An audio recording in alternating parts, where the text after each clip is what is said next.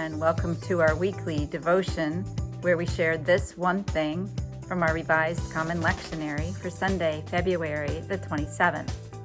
My name is Pam Masten. I'm one of the associate pastors here at First Presbyterian Church of Fort Lauderdale, and thank you so much for joining me today. Have you ever been in a season of life where things were going well? Maybe it was in your job, your education, your retirement, your family. You were content with the way things are going. For me, one of those seasons was when I was a stay-at-home mom. David was 10 years old, Sarah was 7, and Hannah, our baby, was 4 years old. She was in preschool.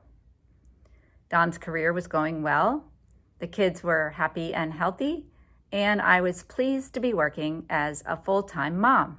Things were going well.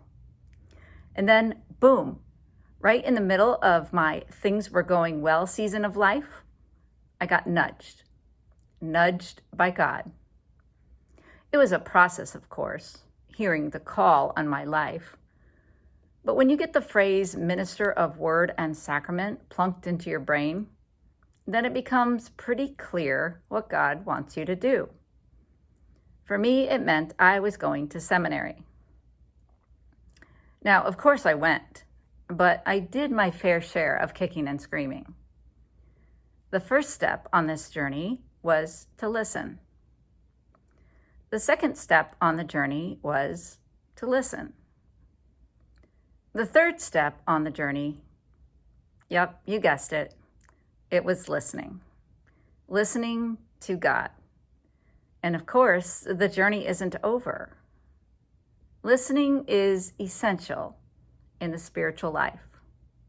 Every step of the way, listening is essential.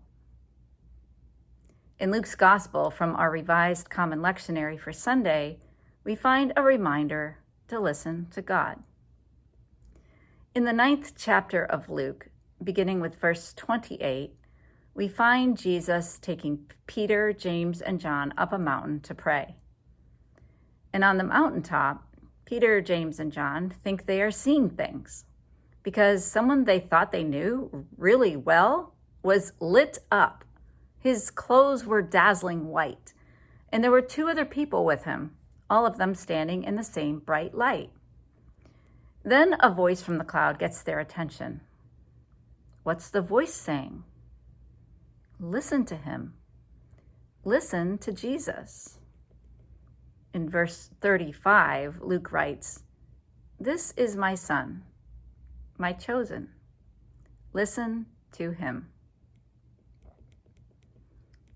Friends, have you been nudged by God?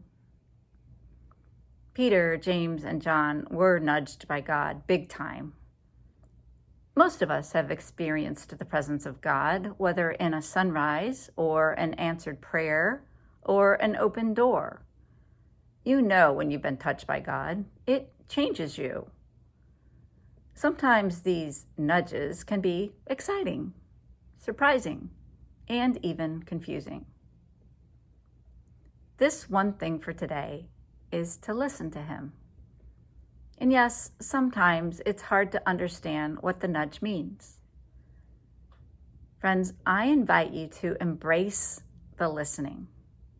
Embrace the waiting. Embrace the encounter with God, not just hoping for answers, but to simply be in the presence of God. I know. I like answers too. But what if the journey is more important than the destination? Friends, this Sunday is the swing Sunday between the seasons of Epiphany and Lent. As we approach Ash Wednesday, will you and will I make room to listen for whatever it is that God has to say to us? Friends, Jesus wants us to have abundant life.